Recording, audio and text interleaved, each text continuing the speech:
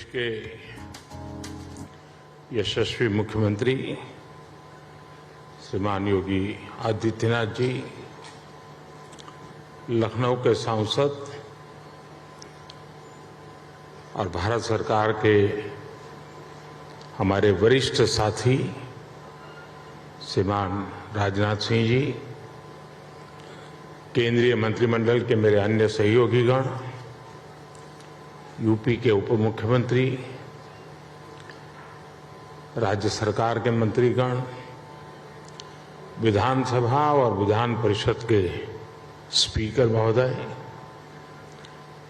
यहां उपस्थित उद्योग जगत के सभी साथी, अन्य महानुभाव, देवी और सज्जनों, सबसे पहले तो मैं उत्तर प्रदेश के सांसद के नाते, काशी के सांसद के नाते निवेशकों का स्वागत करता हूं और निवेशकों का मैं इसलिए धन्यवाद करता हूं कि उन्होंने उत्तर प्रदेश की युवा शक्ति पे भरोसा किया है।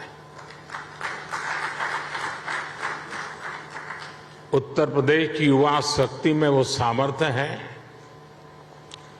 कि आपके सपनों और संकल्पों को नई उड़ान, नई ऊंचाई देने का सामर्थ्य उत्तर प्रदेश के नौजवानों में है।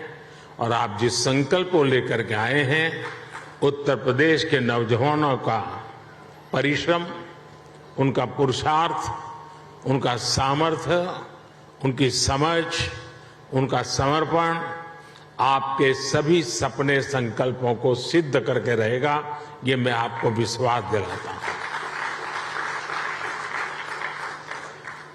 काशी का सांसद हूं तो एक सांसद के नाते मैं ये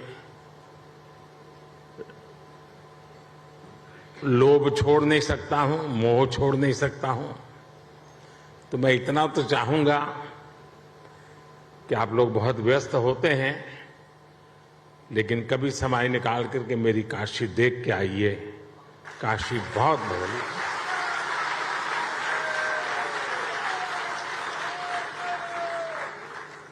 काशी बहुत बदल गई है।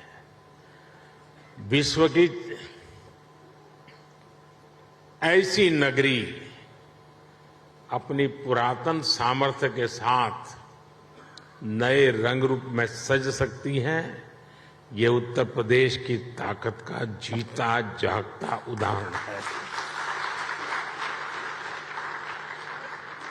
साथियों, यूपी में 80,000 करोड़ रुपए से ज्यादा के निवेश से संबंधित समझौते यहां हुए हैं।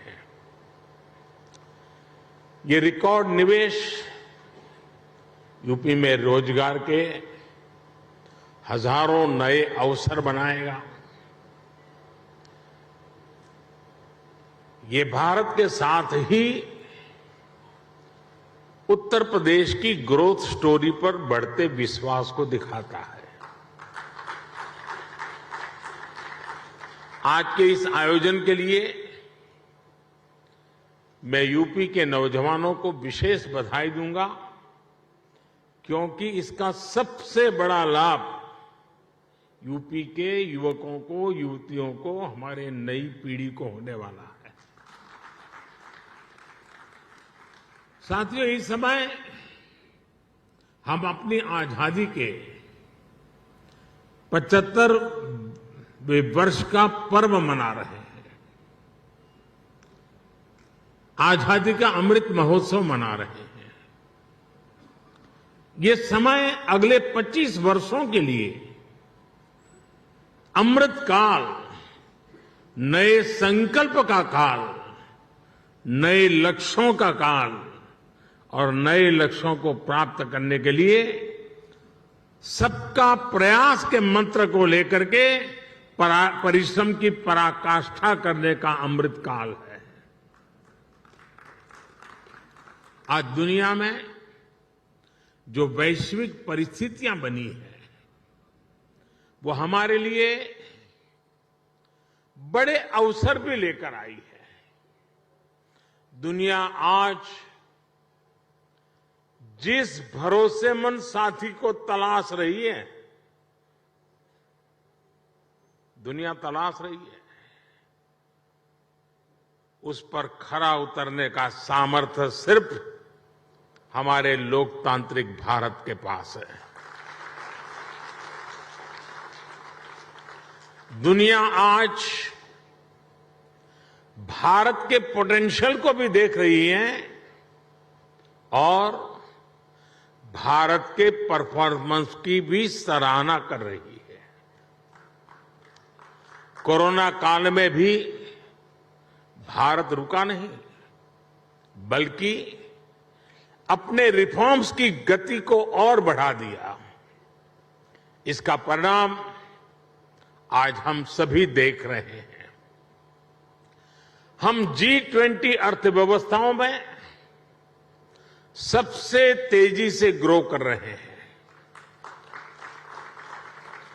आज भारत ग्लोबल रिटेल इंडेक्स में दूसरे नंबर पर है। भारत दुनिया का तीसरा सबसे बड़ा एनर्जी कंज्यूमर देश है। बीते साल दुनिया के 100 से अधिक देशों से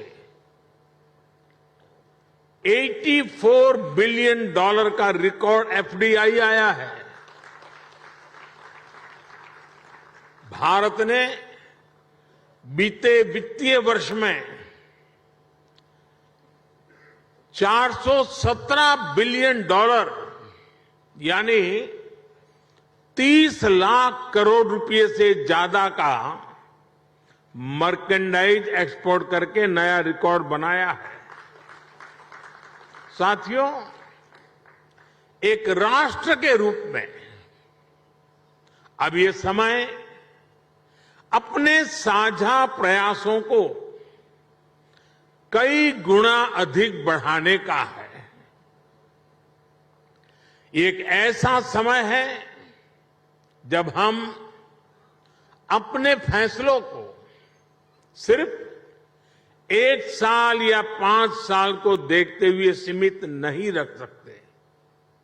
भारत में एक मजबूत मैन्युफैक्चरिंग इकोसिस्टम, एक मजबूत और डायवर्स वैल्यू और सप्लाई चेन विकसित करने के लिए हर किसी का योगदान आवश्यक है। सरकार अपनी तरफ से निरंतर नीतियां बना रही है, पुरानी नीतियों में सुधार कर रही है। अभी हाल ही में केंद्र की एनडीए सरकार ने अपने 8 वर्ष पूरे किए हैं। इन वर्षों में हम, जैसा अभी योगी जी बता रहे थे, रिफॉर्म, परफॉर्म, ट्रांसफॉर्म के मंत्र के साथ आगे बढ़े हैं। हमने पॉलिसी स्टेबिलिटी पर जोर दिया है, कोऑर्डिनेशन पर जोर दिया है, ईज ऑफ डूइंग बिजनेस पर जोर दिया है। बीते समय में हमने हजारों कंप्लायंस खत्म किए हैं, पुराने कानूनों को समाप्त किया है। हमने अपने रिफॉर्म से एक राष्ट्र के रूप में भारत को मजबूती देने का काम किया है।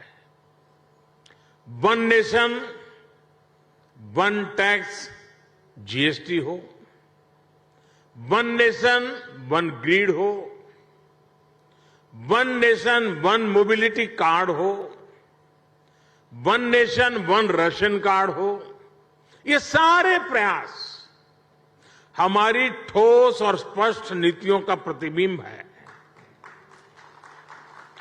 जब से यूपी में डबल इंजन की सरकार बनी है, तब से यूपी में भी इस दिशा में तेजी से काम हो रहा है।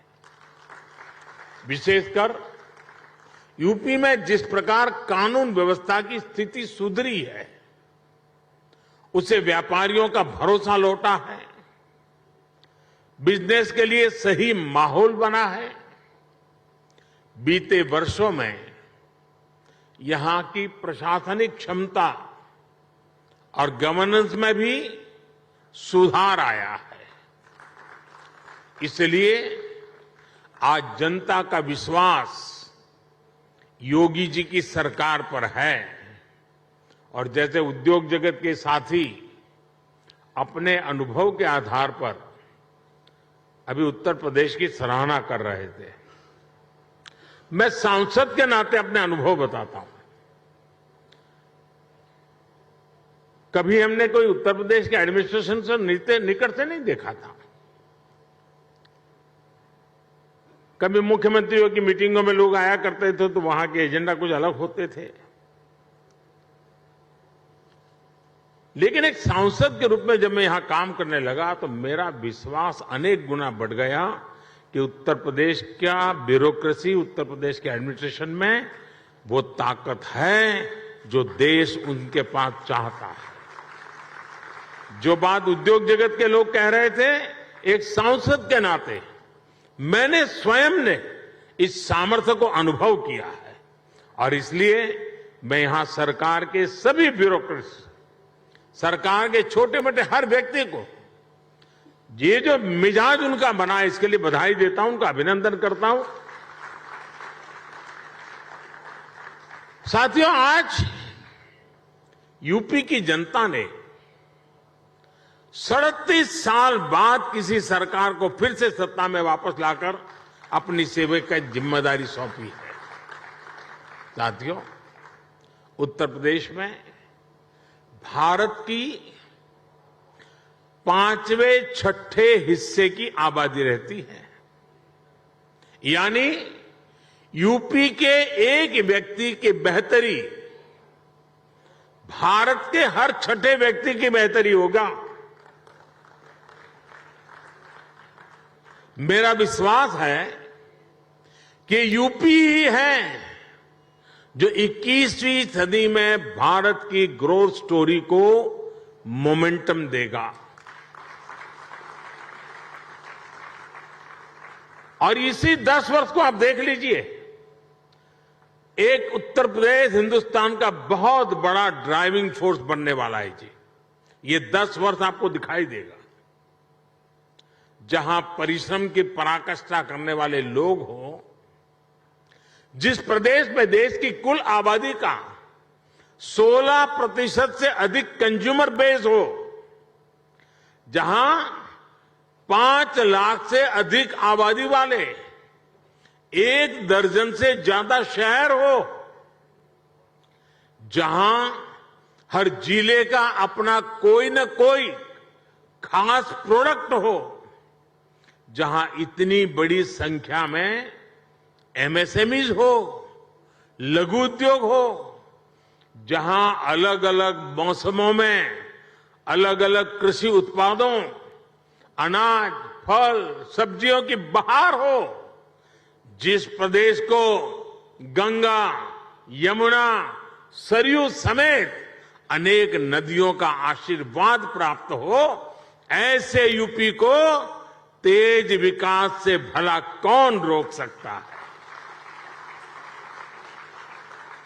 साथियों, अभी इस बजट में ही हमने गंगा के दोनों किनारों पर, भारत सरकार के बजट की बात कर रहा हूं, 5-5 किलोमीटर के दायरे में केमिकल फ्री नेचुरल फार्मिंग का कॉरिडोर बनाने की घोषणा की है। डिफेंस कॉरिडोर की चर्चा तो होती है, लेकिन इस कॉरिडोर की कोई चर्चा नहीं करता है। यूपी में गंगा 1100 किलोमीटर से ज्यादा लंबी है और यहां के 25 से 30 जिलों से होकर गुजरती है। आप कल्पना कर सकते हैं कि नेचुरल फार्मिंग की कितनी बड़ी संभावना यूपी में बनने जा रही है। यूपी सरकार ने कुछ वर्ष पहले अपनी फूड प्रोसेसिंग नीति भी घोषित की है।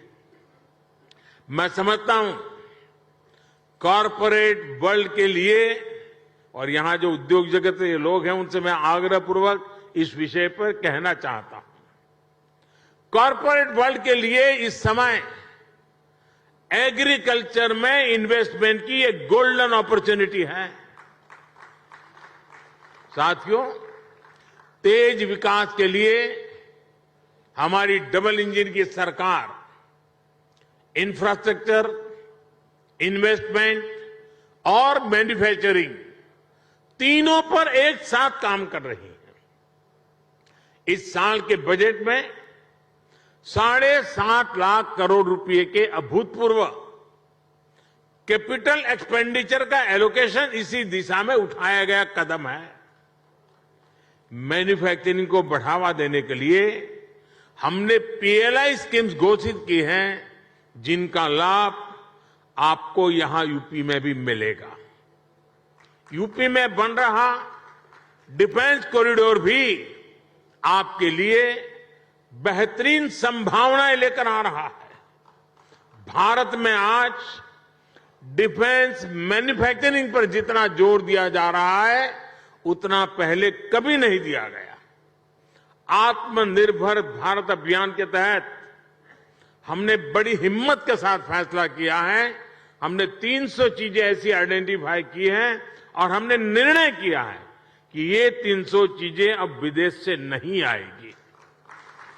यानी मिलिट्री इक्विपमेंट से जुड़ी हुई ये 300 चीजें हैं।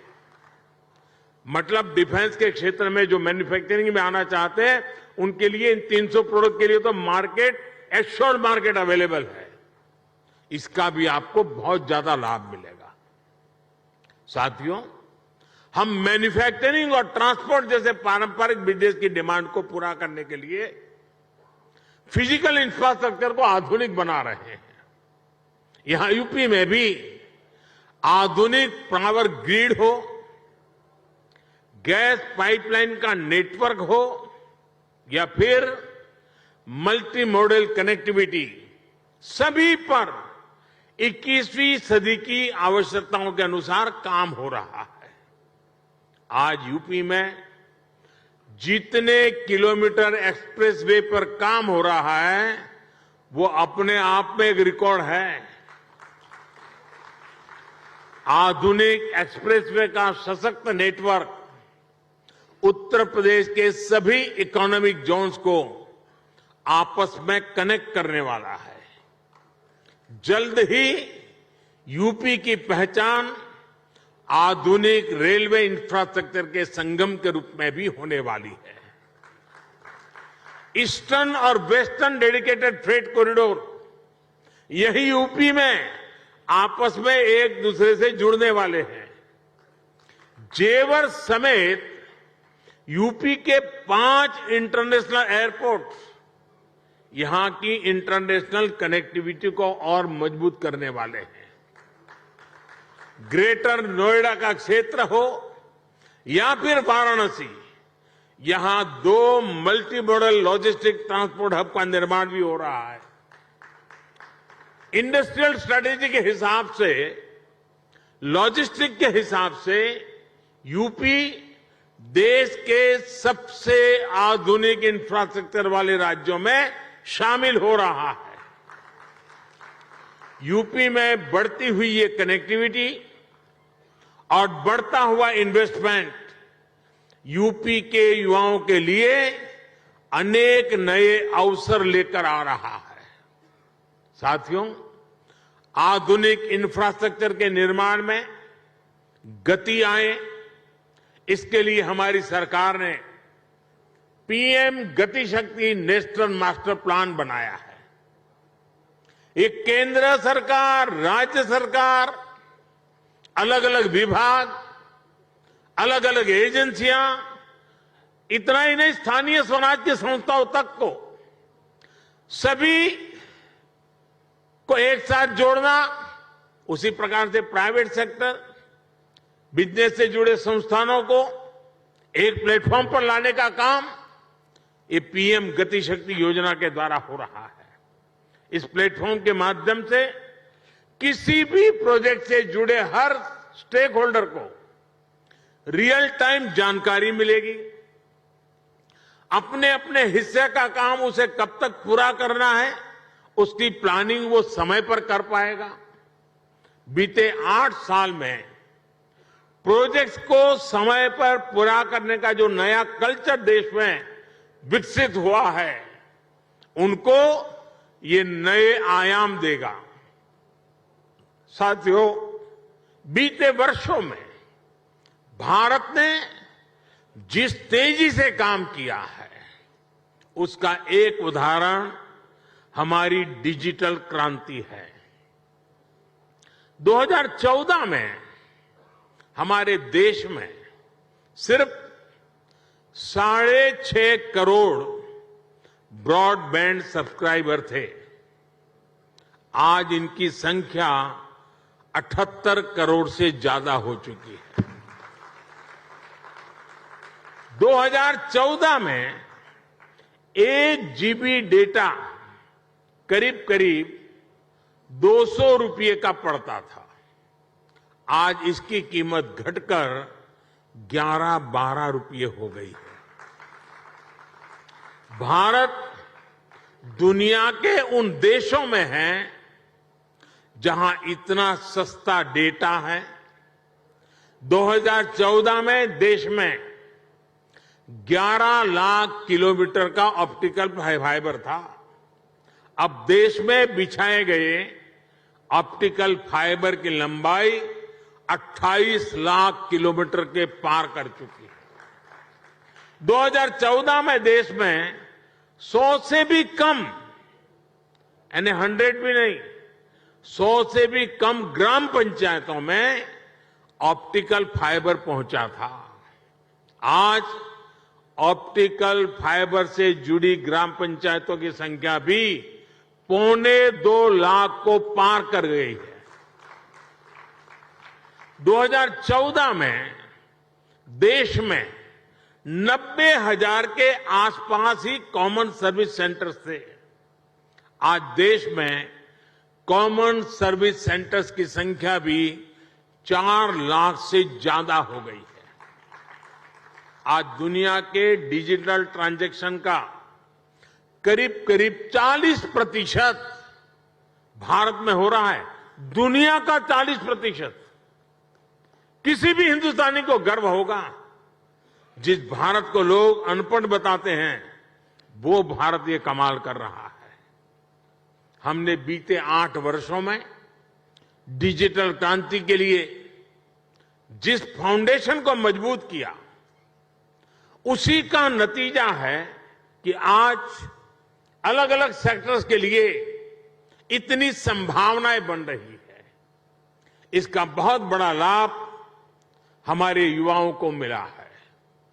2014 से पहले हमारे यहां कुछ 100 स्टार्टअप ही थे, लेकिन आज देश में रजिस्टर्ड स्टार्टअप की संख्या भी 70,000 के आसपास पहुंच रही है। अभी हाल ही में भारत ने 100 यूनिकॉर्न का रिकॉर्ड भी बनाया है। हमारी नई इकोनॉमी की डिमांड को पूरा करने के लिए डिजिटल इंफ्रास्ट्रक्चर की मजबूती का बहुत लाभ आप लोगों को मिलने वाला है। साथियों, मैं आपको आश्वस्त करता हूं कि यूपी के विकास के लिए, आत्मनिर्भर भारत के निर्माण के लिए जिस भी सेक्टर में जो भी रिफॉर्म आवश्यक होंगे, वो रिफॉर्म निरंतर किए जाते रहेंगे। हम नीति से भी विकास के साथ हैं, निर्णयों से भी विकास के साथ हैं, नियत से भी विकास के साथ हैं और स्वभाव से भी विकास के साथ हैं। हम सब आपके हर प्रयास में आपके साथ होंगे और हर कदम पर आपका साथ देंगे। आप पूरे उत्साह से उत्तर प्रदेश की विकास यात्रा में शामिल हो। उत्तर प्रदेश के भविष्य का निर्माण आपके भविष्य को भी उज्जवल बनाएगा। ये विन विन सिचुएशन है। ये निवेश सभी के लिए शुभ हो, सभी को लाभ देने वाला हो। इसी कामना के साथ इति शुभम कहते हुए आप सभी को बहुत बहुत शुभकामनाएं। धन्यवाद।